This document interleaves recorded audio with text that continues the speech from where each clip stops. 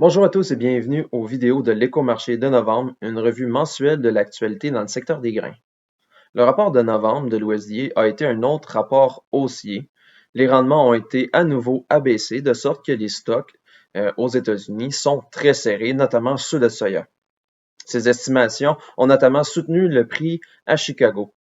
Les contrats à terme se sont accrus de 28 cents US le boisseau pour le maïs et de 1,41 $ US le boisseau pour le soya.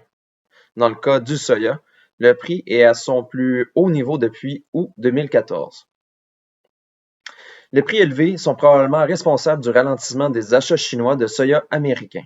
Malgré ce ralentissement, les achats chinois de grains américains sont toujours en forte avance par rapport à ceux des dernières années. L'Amérique du Sud a reçu beaucoup moins de pluie qu'à la normale, ce qui a inquiété les marchés. On rapporte des déficits hydriques d'environ 100 mm d'eau durant le mois de novembre dans la plupart des grandes régions productrices de maïs et de soya en Argentine et au Brésil. Les pluies de la mi-novembre ont tout de même permis d'accélérer les semis. Ils sont complétés à 81% au Brésil et à 20% en Argentine.